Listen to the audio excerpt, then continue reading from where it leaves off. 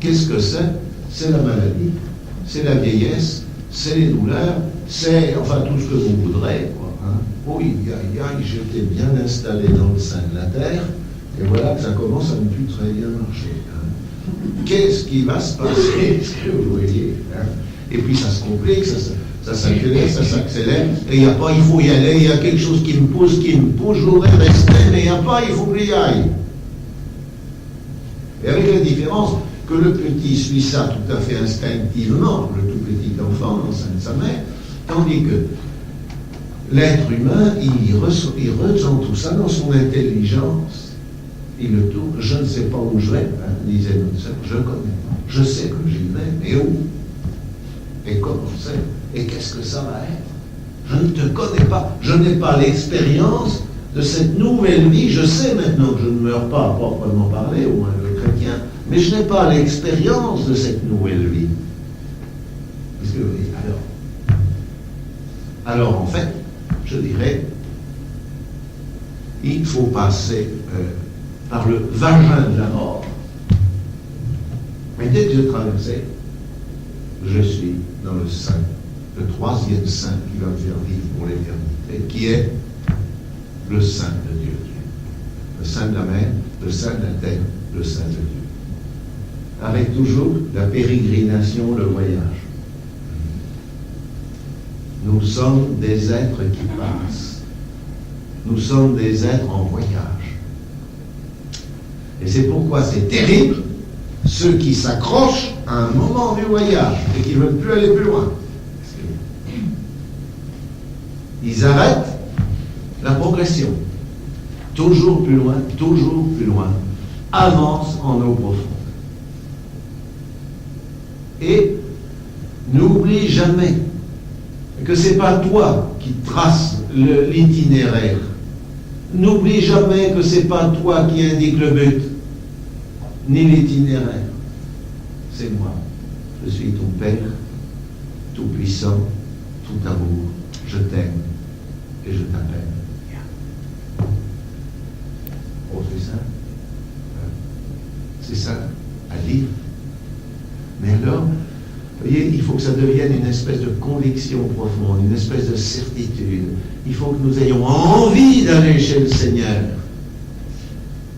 Et puis taisons nos craintes. Oui, mais j'ai peur. Mais je sais bien que vous avez peur. Tout le monde a peur, plus ou moins. Ça n'a pas d'importance. C'est obligé. Hein? Allons vers le Seigneur. Ça, il faut faire taire ses peurs. On n'y peut rien. C'est le petit dit au petit qui n'est pas peur, dans le sein de sa mère continue, c'est pas possible. Dites à un homme qui va vers l'inconnu, à moins d'une grâce spéciale, etc. Bon, on ne sait pas du tout comment on réagit au moment, c'est effrayant de ne pas savoir où on va. Mais voyez, dans la mesure où je me suis habitué à ne pas me procurer mes certitudes, mais à marcher jour après jour dans la confiance, instant par un, en faisant taire mes peurs. Je peux le faire en y habituant progressivement. Je deviens un enfant qui me devenait comme des petits enfants, voyez. C'est ça? Alors, voilà, devenir comme des petits enfants.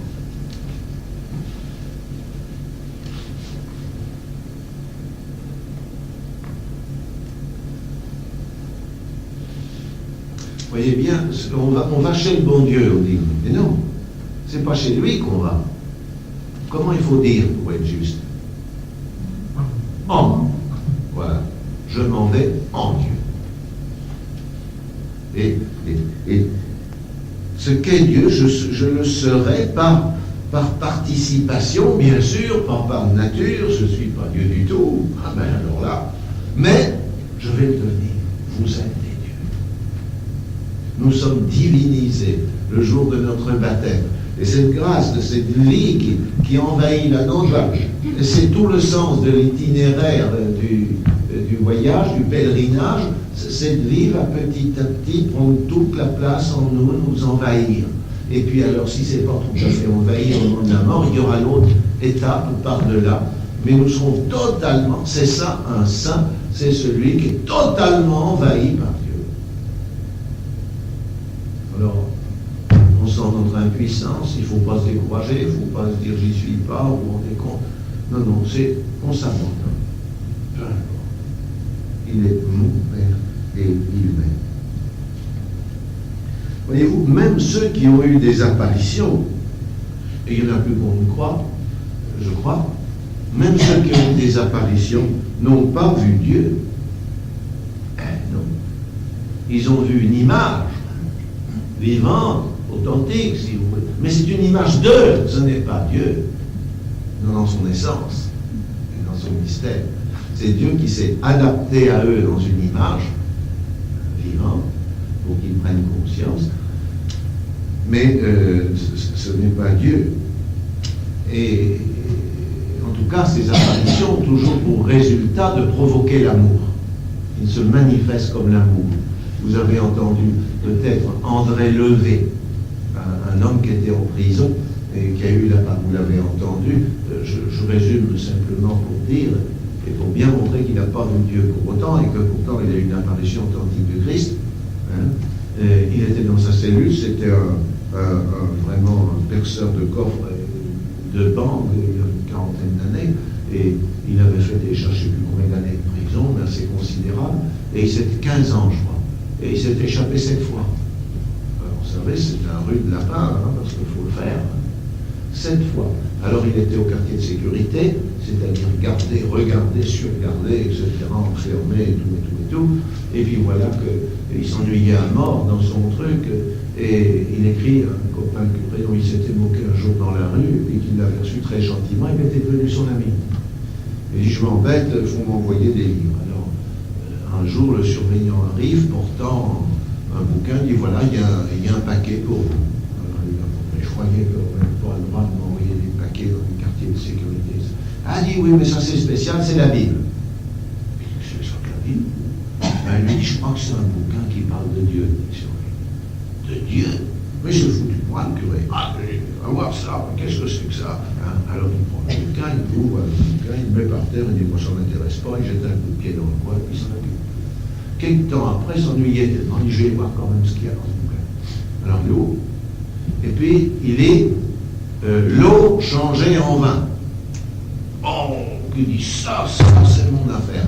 Moi, je n'ai pas de vin ici, c'est mon truc. Ça, alors ça, c'est un merveilleux bouquin. Alors, il prend son verre, il va au robinet, puis là, c'est de la foutaise, il dit c'est de l'eau, tout ça, c'est de l'eau, alors il remet son bouquin, il rentre.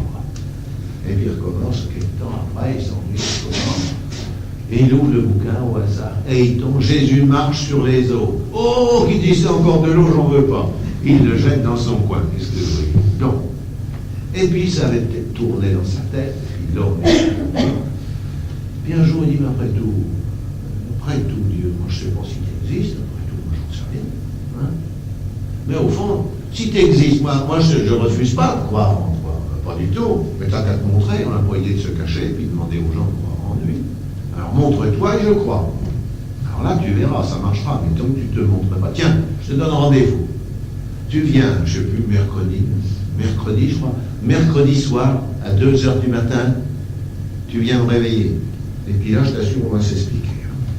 Alors, bon, 2h du matin, vous comprenez, je ne pouvais pas me réveiller parce que, comme je m'échappais toujours le soir, on me faisait prendre de force des barbituriques en masse.